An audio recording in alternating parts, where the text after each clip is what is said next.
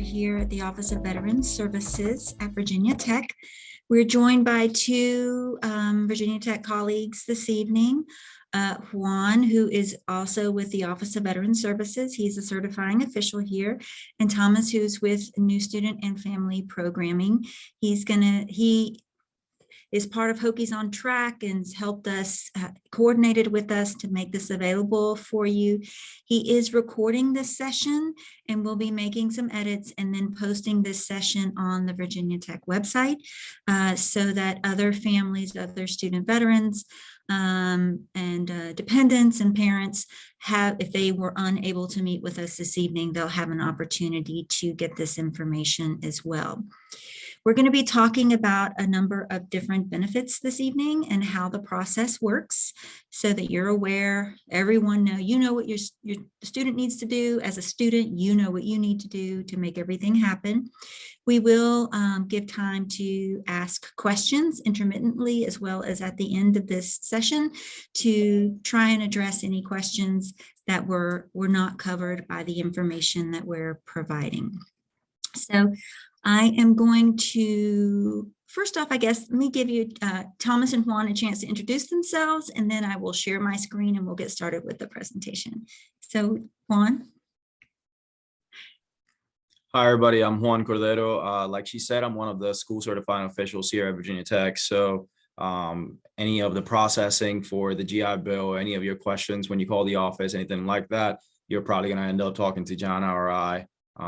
And we're here whenever you need it, Monday or Friday. Hey y'all, my name is Thomas DeLima. I serve as the Assistant Director for Orientation and Leadership in New Student and Family Programs. So I'll be here to support you throughout your entire welcome and transition experience to Virginia Tech, both as an incoming student and as a family member of an incoming student as well. And I'll be moderating the chat. So if you have any questions that you maybe don't feel comfortable asking or unmuting yourselves, feel free to drop it in the chat and I'll let Jen and Juan know. Yeah.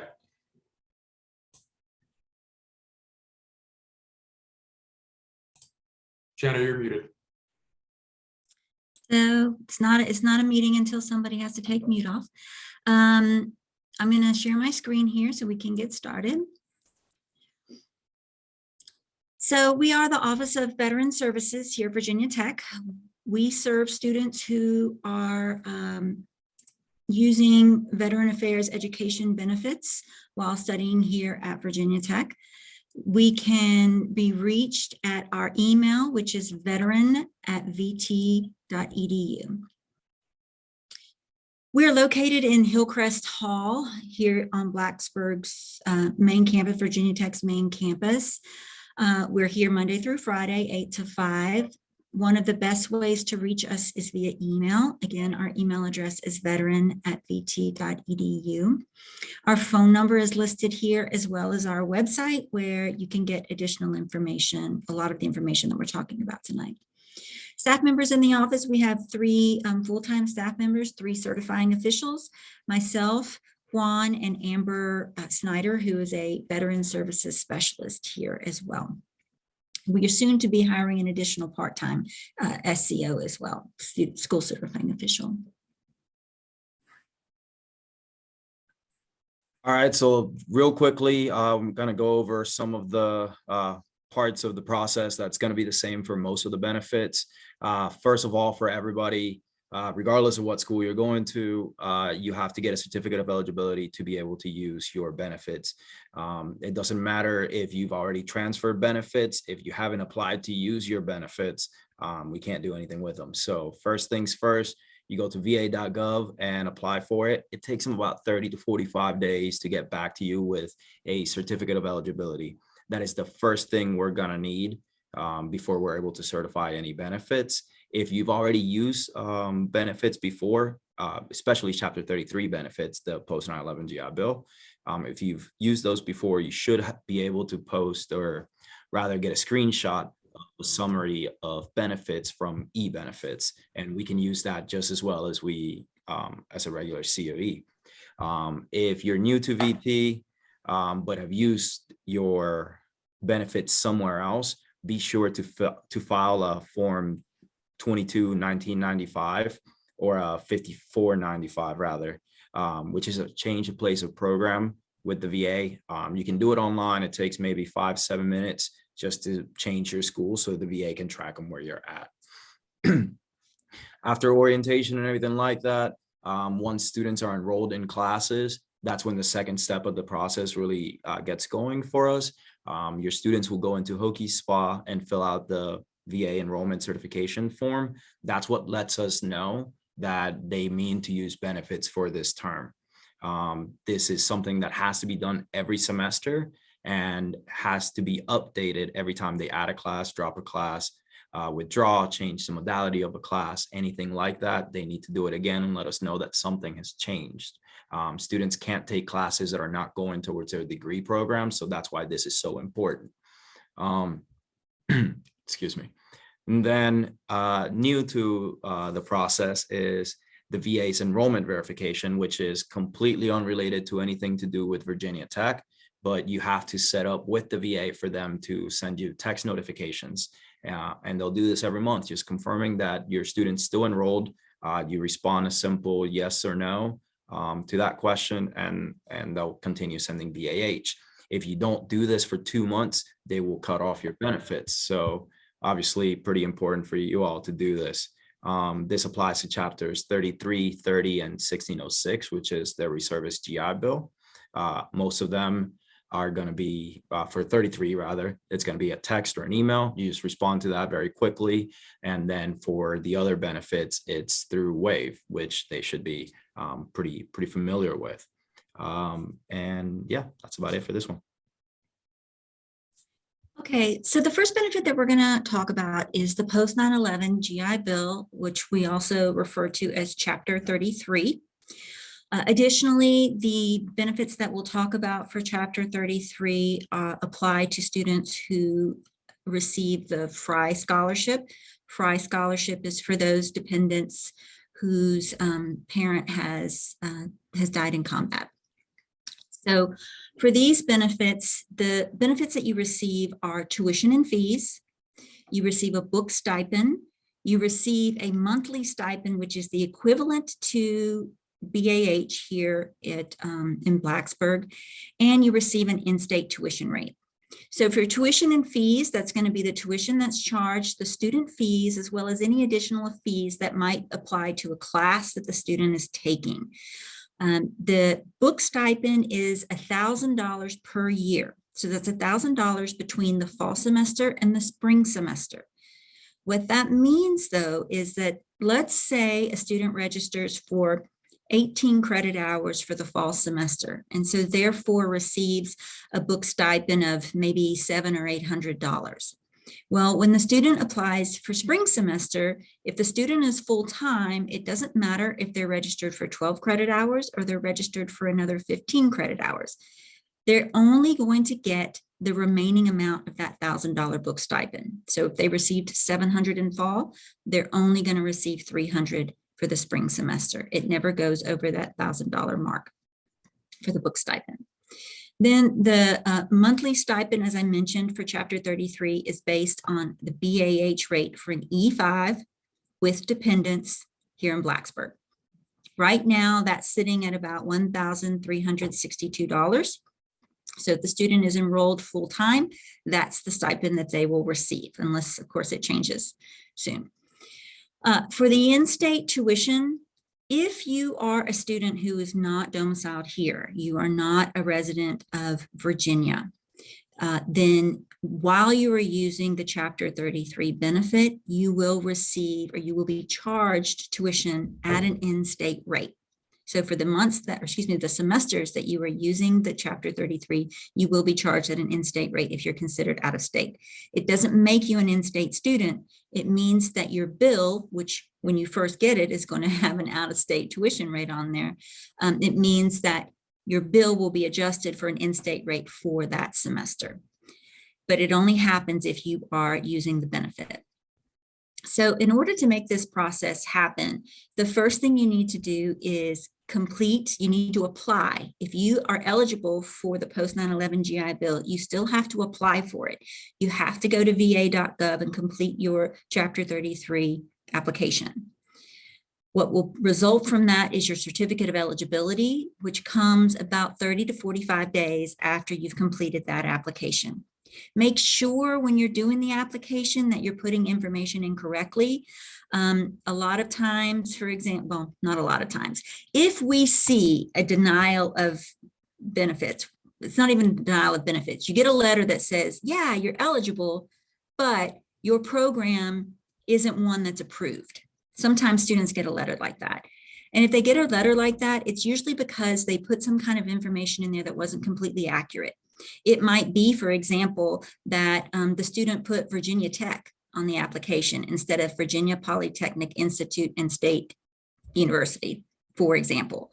Or let's say we had a student the other day, the student was I think they were majoring in national security. So they put Bachelor of Science or Bachelor of Arts in National Security, but that's not the actual degree. The actual degree is in international studies or political science, something like that. So you have to make sure that you're putting in the correct degree in the application.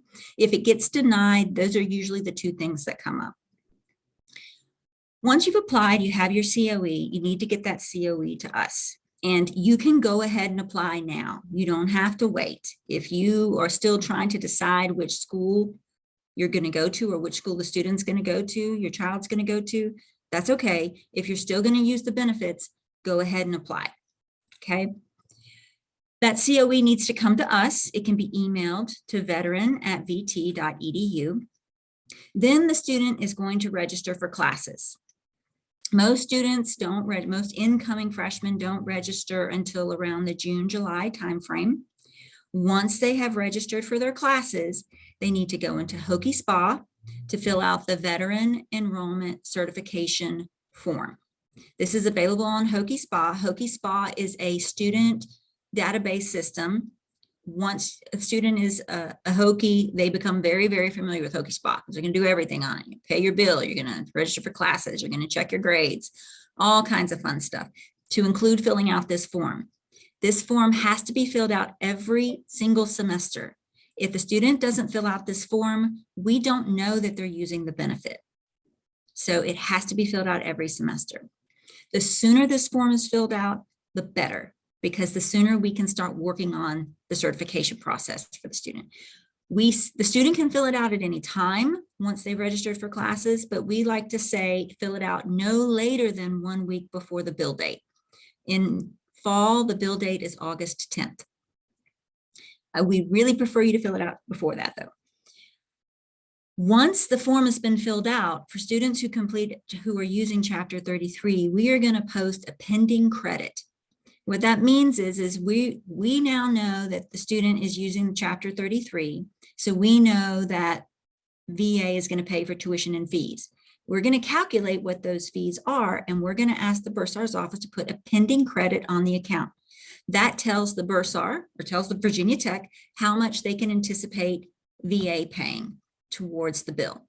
And it tells you how much you can anticipate VA paying towards the bill, because that tells you what you have to pay. Everything else, residence hall fees, anything like that, those things have to be paid by the student or by you up front by the bill date. If you don't pay it by the bill date, you will incur a late fee, and there's nothing we can do about that. If the student fills out the Hokie Spa form, the Veteran Enrollment Certification form, if the student fills out that form after the bill date, they're also going to receive a late fee on their account for tuition and fees. And we can't do anything about that late fee, because even though we can put a pending credit on the student account after the bill date, the student filled out the form too late. So it really needs to be done as soon as possible. So I'm going to give y'all an example of what a potential bill would look like. I'm going to try and get a laser pointer here to do that. So here's an example. This is just an example of a student from fall of 2021. This student has 100% Chapter 33 GI Bill to use, meaning that they receive a 100% tuition and fee payment. If you are at 70% or 80%, then the VA is going to pay 80% of the tuition and fees. Okay. So in this student's case, we had the tuition, and the student was charged campus housing. The student was charged a meal plan, an orientation fee. The student was taking a chemistry class, 1045, that had a fee. The student had a residence telecom fee, which is applied to all students who live on campus. And the total came to a little over $13,000. As you can see here, VA is covering the tuition and fees, it's covering the orientation fee, and it's covering the chemistry 1045 fee. So the pending credit that we would put on the student's account, the amount that Virginia Tech is anticipating the VA pay, the amount you're anticipating the VA pay towards this bill, is $7,442.50. The remaining balance, this is from the residence hall and the telecom fee and the meal plan, that's something that y'all have to take care of up front. Or you can, set up a payment plan or however you want to do it, but this amount would have needed to be paid by the bill date, or they would have received a late fee. Okay. So again, the importance here is that they need to get that information into us as soon as possible. Now, some students receive scholarships. And if the student receives a scholarship that applies directly to tuition and fees, that amount is going to get subtracted from the tuition and fee rate first. So if this student has $1,000 scholarship that's only used for tuition and fees, then this amount here, what we charge the VA, is going to be $1,000 less. So instead of the $787.50, we would charge the VA $687.50. I hope that makes sense. So let me stop this here. All right. So now,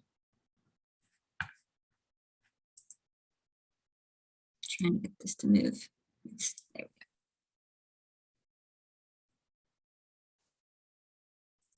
There we go. Okay, so pending credits. Let's talk about those again. The pending credit depends upon that Hokey Spa form being filled out every single semester. So when the student registers for classes, they need to go ahead and fill out that form. If they don't fill out that form by the bill date, we can't post a pending credit and the student will receive a late fee. If the student fills out the form after the bill date, we can post the pending credit, but there's nothing we can do about that late fee. No Hokey Spa form is going to equal no certification, no pending credit, and a late fee. Pending, the PC cannot be posted until the bills are posted. So if the student registers in June, but bills don't post till July, we're not going to be able to put that pending credit on the student's account until that point. Also, keep in mind that the pending credit and the certification itself can take weeks for us to process. So please be aware of that. And again, that's why we would like you guys to get it to us as soon as possible. So things to know, BAH is prorated for partial months. So students start in the middle of August and they end the semester in the middle of December. That means that the VA is going to pay a BAH rate that is for part of August and part of December, not the whole month. BAH is paid the first week of the month for the month prior. So if a student fills out their form, and we get the certification processed, they can anticipate the first BAH payment for August to be paid at the beginning of September. That does not mean it's going to be the 1st of September. It might be the 2nd of September. It could be the 3rd of September, but it will be at the beginning of the month. As I mentioned before, students receive an in-state fee if you're out of state. When using this benefit, students have to be full-time. For an undergraduate, that is 12 credit hours or more. If the student is below full-time, they will get the tuition and fees, and the BAH will all be adjusted to a less than full-time rate, whatever that time may be, half-time, 3/4 time, whatever. Classes must meet the requirements of going towards degree completion. If you're a child or if you're a veteran and you are taking classes and you're taking 15 credit hours worth of classes, that's full-time, but 3 credit hours is for, I don't know, video production, and you happen to be a biological science student. Well, I can still certify you for 12 credit hours of your biological science classes or whatever classes you need towards your degree, but that video production class isn't taking up any space. It's not meeting any kind of requirement. So I can't certify you for that last class, right? You'll still be full-time at 12 hours, you're fine, but I wouldn't be able to certify you for the 15 hours. Sorry, I'm having trouble with the thing here. There we go. When a veteran is using Chapter 33 and they exhaust, if they exhaust in the middle of the semester, you will still receive the full tuition and fee payment for the whole semester. If you're a dependent and you exhaust, you will receive a tuition and fee payment up to the day that you exhaust. We won't know exactly what that amount is until the VA calculates it. If you are receiving any kind of financial aid that's going to generate a refund check, we will not be able to cut the refund check, or the bursar's office will not be able to cut that refund check until the VA has actually paid the bill. So even if you have a pending credit on your account, the refund won't come to you until the VA has paid that bill. And that's going to take several months. So just anticipate that. Also, don't forget that the VA requires an end of the month enrollment verification. You need to contact the VA, call the VA to set this up, and then they will send you a text message or an email, whichever one you set up to do this. So please don't forget that. Questions so far? I have a question about the scholarship piece. So if my daughter received a scholarship from Virginia Tech, we can't use that for other things? So it depends. It depends on the scholarship. Some of those scholarships are actually waivers of tuition. If it's a waiver of tuition and it's tuition specific, then you can't use it for anything else. If it's, let's say, an athletic scholarship that can be used towards any expenses in college, then that can be used towards housing and dining as well, on top of your BAH. Now, again, it just depends on which scholarship it is. If you know the name now, I can answer, but otherwise, maybe reach out to the office directly and we can go over that with you. Okay, yeah, I don't know the name of it. I just, it was a merit scholarship. That's all I know. Yeah, and a lot of those do work out well to where you can use it for something else. We just don't want to promise you that and then have it be a surprise on the road. Okay, all right, thank you. Yes, ma'am. And if a student has a scholarship that applies directly to tuition and fees and it covers or waives the tuition and fees, you can still use the benefit, you're just not maximizing it. So we can still certify the student would still receive a BAH stipend, but you wouldn't be getting that tuition and fee payment. So you're still eligible, you can still use it, but it's not maximizing everything you can get. Oops, sorry. If a four. Hey guys, my name is this is Nigel and Alex Atkins. You guys able to hear me? Mhm. Great. Sorry, yeah, we don't have a camera, so that's why we're black square. Hey, I have a question. So I understand that we're out of state. We're in Maryland. My son Alex has been accepted at VT. I understand from your brief that if we use the benefits, he'll get in-state tuition. That was very clear. However, does he have to use full benefits in order to receive in-state tuition, or is it a partial use of a benefit? Will that suffice for receiving in-state tuition? I'm not quite sure what you mean by partial use. Well, instead of using you'd stay out of- 100%, you'd stay using in-state. 80% or 50% or as such. Yeah, you would stay as in-state. You would pay the remainder of the in-state tuition for that term if you exhaust. Okay, but And are assuming you- he doesn't exhaust, so for example, if we use 1 month or 2 months rather than all 9 months for the year, how does that work? You can't. We certify for the full semester. And Okay. if you only give them 1 month, right? And then you try to give them another month for the second semester, they're going to go backwards and pay the second month of the first certification first. So Okay, you can't hop around like that. The VA got wise to it. okay, yeah, and the only reason I ask is I have, my 36 months, but I have 4 boys, so I'm trying to do my best as far as preserving the benefits. So if I understand you correctly, we would have to do a full semester at a time. Is that correct? Yes, sir. Okay, and as such, he would get in-state for the entire year if he did a full semester of benefits, or he has to do it the whole thing, semester. the semester. Okay, all right, thank you. And then obviously if you have more benefits, and I'll talk about that in a minute, but just Okay. keep an eye out. Okay, got it. And then, I'm sorry, for the Burris scholarship that I see in there, Reagan, are you out of state? I believe the Burris scholarship is for out-of-state students. If it is, then Oh, yeah, I'm sorry. Yes, we are out of state. yeah. So for so for the Burris scholarship, I believe is solely for out-of-state students. So when we switch you to in-state, you wouldn't qualify anymore. But the Burris scholarship is also $1,500 a semester, whereas changing you to in-state is $9,000 per semester. So No, the scholarship was a lot more than that. gotcha. It's still for out-of-state, so you don't have to pay the out-of-state portion, so it wouldn't. So I guess I don't understand what you're saying. Does my daughter have the benefit, the award or not? The Burris. So right now it would show under your financial aid because she's still showing as an out-of-state student. Once she decides to use the benefit on any given semester, that would change, in which case she would no longer be an out-of-state student, which is one of the requirements for that scholarship. And again, I believe that's correct for the Burris. I believe that's solely for out-of-state students. You would have to double check that with financial aid. Yeah, that's interesting because when I called financial aid, they said she would keep the 5,100. That's really a question for financial aid on what happens if she moves to, if she's considered in-state, because it's a requirement. It's whatever requirements are for that particular scholarship. So only they can answer that. But if your child were to use the Chapter 33, we would be putting them in at an in-state rate for that semester.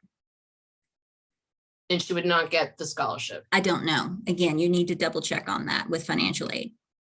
If you want to call us on the side sometime tomorrow or something along those lines, I can help you try to navigate that a little bit better, and we can double check that. Unfortunately, sometimes when you speak to somebody in a different department, they might not be as familiar with the military and how the way the benefits switch things around for our students. But I'd be happy, or one of us would be happy to kind of go through that with you on the side personally and see how it fits for you specifically. Okay. All right. Thank you. Of course. Question for you. So as a benefit exhausts, my daughter has 6 months remaining because we used on previous daughter. So there's 6 months of benefit remaining. Say that carries you halfway through second semester.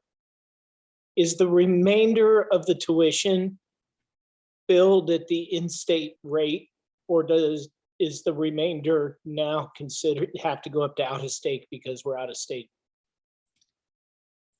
For the remainder of that semester, whatever is left will remain at the original bill of in-state. Okay, thank But you. the following semester, if she's not using the benefit, that changes things. Thank you.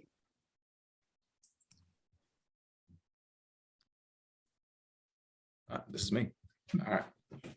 So Chapter 35, the Dependents Education Assistance benefit is for students who are dependents of veterans that are 100% total and permanent disabled. This is just a monthly stipend. It does not provide tuition payments. It doesn't give book stipend, anything like that. It's just short of $1,300 a month. And each semester is just short of 4 months. So we're looking at around $5,000 per semester. Starting this fall, Chapter 35 benefits are enough to switch you to in-state rates. So for any of you that were talking about having multiple children, if you do have a high disability rating or almost quite to the 100, but just haven't gotten looked at in 5 years, go take care of that. It will make a big difference for your kids. That 100% would make you eligible for the in-state rates and save you about $20,000 per academic year. For those of you who are 90 to 100% disabled and have been living in Virginia for over 5 years, you may qualify for this other benefit called VMS DEP. This is a tuition and fee waiver from the state for up to, or not up to, for 8 terms. Now, they can use it fall, spring for 4 years, or they can use it for some summers or some winter semesters, stuff like that. Obviously, we would always say use it during fall and spring, but if you have multiple benefits available to you, we can kind of help you navigate how to best utilize what you have. Steps for this, for the 35, are absolutely the same as for Chapter 33 in how you get it. You need that COE, so apply through va.gov. You need to register for classes and do the exact same form. Just choose a different benefit in Hokie Spa when you fill out that form. And then so long as you do this veteran enrollment certification form in Hokie Spa, will certify you to the VA, and then the money will go directly to whatever bank account you all put in when you applied. And again, no, this will not apply a pending credit to your account. So you would be responsible for paying up front to the school and then getting some of that money back from the VA. Slide, please.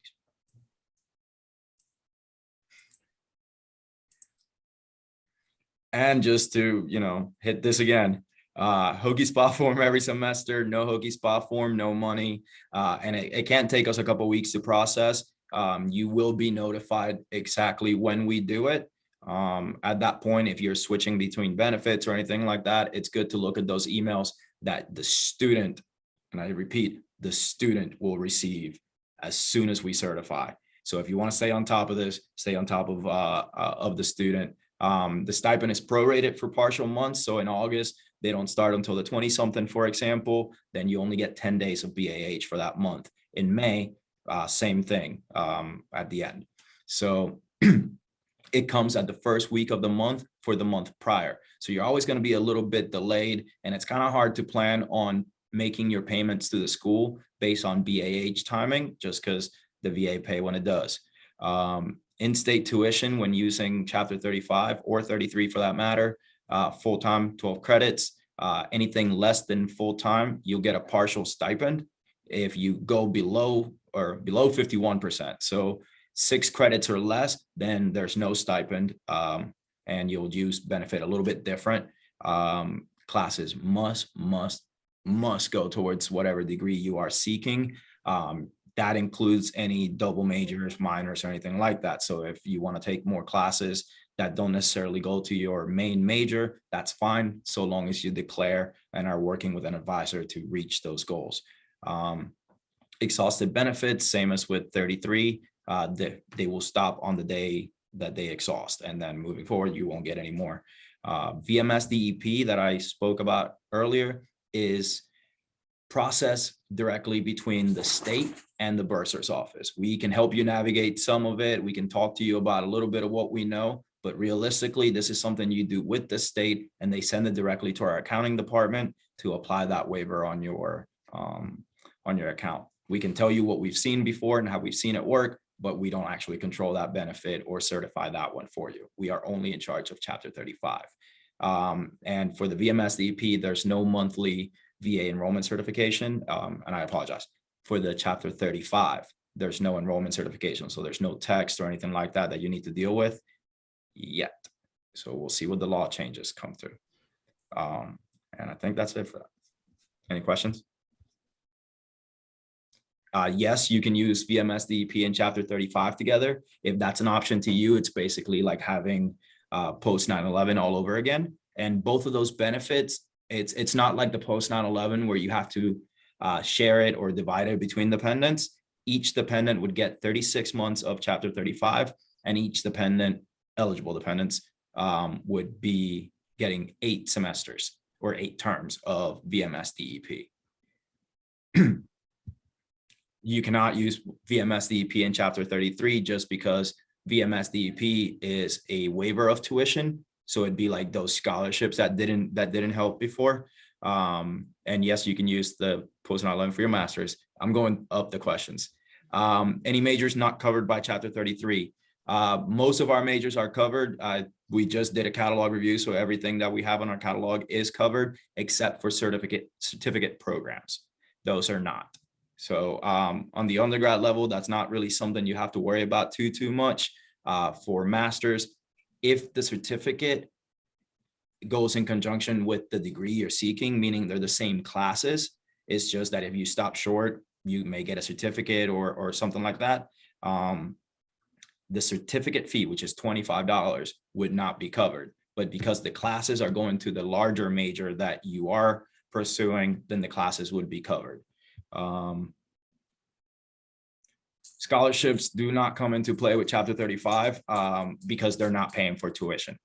So When you say they, it's the VA, because the VA is not paying for tuition. right, the VA is not paying for tuition. The VA is just giving you a living stipend with Chapter 35. If they are tuition specific, they may interfere with VMS DEP because, again, they're both trying to pay for the same thing. You cannot get more than 100% of that covered. And I think I got one more at the end. It does not. They're two separate, they're completely separate benefits between Chapter 33 and Chapter 35. So you can use full 36 months of Chapter 33 and then use 35 after. So if you are 33 and you exhaust the 33 and you qualify for Chapter 35, you can absolutely then use the Chapter 35. You will have to follow the same process though. You have to go onto va.gov to apply for it, and you have to get us the COE. Just because we have the COE for Chapter 33 does not mean we can certify you for Chapter 35. We cannot certify without the COE for the appropriate chapter, and we don't certify students unless they fill out the VA enrollment certification form, letting us know they're going to use the benefits. Hello, my name is Scott Dornish. My daughter got accepted into one of the LLCs, and so she has to take one or two classes to conform to the LLC. Does that get covered, or is that not covered because it's not part of her major, or is not? It's a requirement for that program that she's doing. So yes, that would be covered. Okay, thank you. Mm-hmm. The LLC fee, however, will not be, which is like $50. It's a housing fee.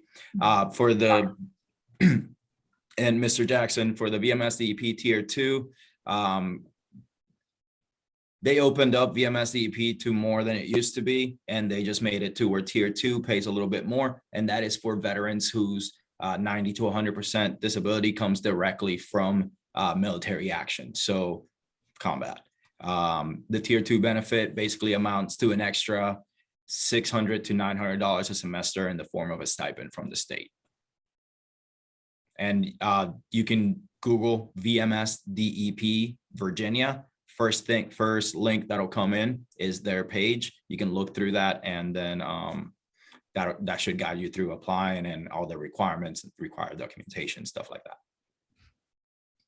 So moving on to the next benefits that we're talking about, we'll talk about the Reserve GI Bill, which is the Chapter 1606, and the Montgomery GI Bill, which is Chapter 30. For both of these benefits, it is a stipend that you receive. There's no pending credit that's put on your account. The VA doesn't pay your tuition or anything. You're responsible for all of that.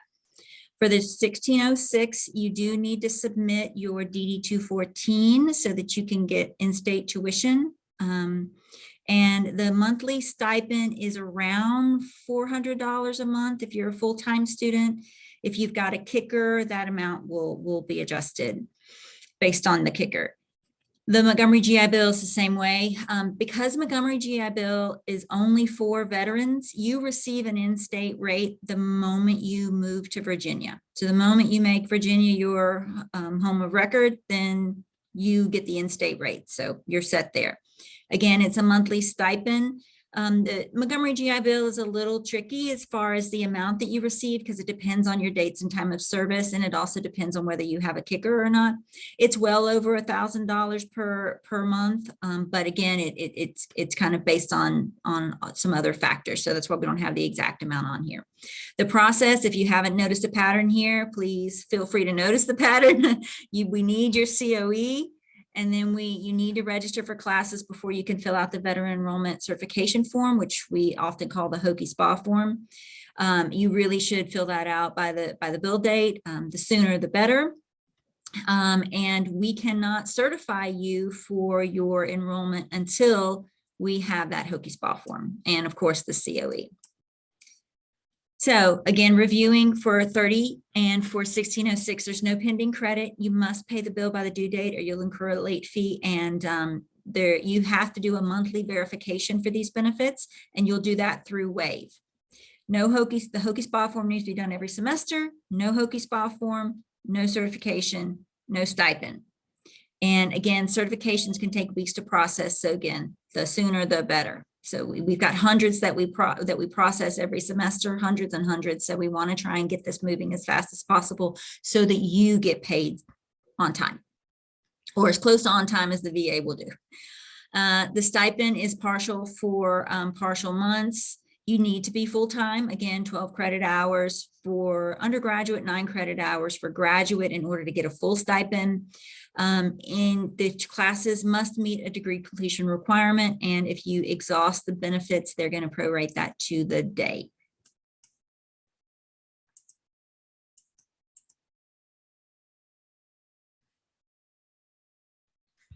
All right. And then we have VRNE, which is Chapter 31, also known as Vocational Rehab. So this is for veterans who are, I believe, at least 10% disabled, or rated 10%. It pays for tuition and fees, books. Depending on your situation, your counselor may approve extra expenses such as parking. And if you have at least 1 day of Chapter 33 benefits left, it would also entitle you to receiving a living allowance while you're using Chapter 31. This is, it's a bit of a longer process. You have to reach out to the VA, to the Vocational Rehab, or VRNE rather, department. You'll be brought in, go through an interview. If you qualify, then they go through it and certify you. This does go through us partly, where your counselor would submit some forms through a system called Tungsten that would come to us. That's how a pending credit will go on your account. And I would still have to look through and see that the classes you're taking meet the degree plan that you and your counselor have worked out. The person on our side that puts the pending credit up and deals with most of the Tungsten system is Gaynell Brockens. And her email address is right up there. She works at the bursar's office. She would be the one to see whether or not your counselor has submitted the paperwork that they need to submit in order for the school to apply the benefit. Just like the other benefits, it's prorated for partial months. Comes with the first week for the month prior. 12 credits is still full-time for undergrads, 9 credits for graduate students, or any professional programs as well. And the classes must meet your degree requirements. For this program specifically, I do actually tell the counselor specific classes that the student is taking, and that way they can check it off with the classes that the veteran has submitted to them that they're supposed to be taking. No Hokey Spa, no money. And every semester you got to do your forms, you got to speak to your counselor and get that done. Otherwise, again, no money. Okay, so just to review in summary for everyone, we have to have the COE. If you are eligible for benefits, you have to apply first at va.gov. If you haven't already applied, go ahead and do it. Even if you haven't decided on Virginia Tech yet, which you will, but go ahead and do it. It's going to take 30 to 45 days. Once you receive the COE, you're going to send it to us at veteran@vt.edu. You'll register for classes. As soon as you register for classes, you'll fill out that Hokey Spa form, the Veteran Enrollment Certification form. Please fill out this form as soon as you register. Even if you think you're going to change your classes, every time you change classes, just fill out the form again. That way we know that your modality has changed, or maybe you've added hours or you've subtracted hours. You'll fill out that form when you make a change to your schedule. Chapter 33, you're going to be looking for that pending credit. Just keep in mind that whatever the balance is has to be paid by the bill date, or you will incur a late fee, and refunds will be held until the VA actually pays the bill to VT. Please pay your bill by the billing date so you don't get a late fee. We cannot certify you without the COE, and we can't certify you without the Hokey Spa form. The good thing is the COE only has to be submitted one time unless something changes. If you're at 80% and your benefits change to 100%, they'll send you an updated COE. You'll get that to us. If you change from 33 to 35, we'll need the COE for the 35. The Hokey Spa form has to be done every single semester so we know you're using the benefits. Your benefits will continue so long as you've filled out that Hokey Spa form and you are eligible for benefits. So that's the nuts and bolts of it. Any additional questions?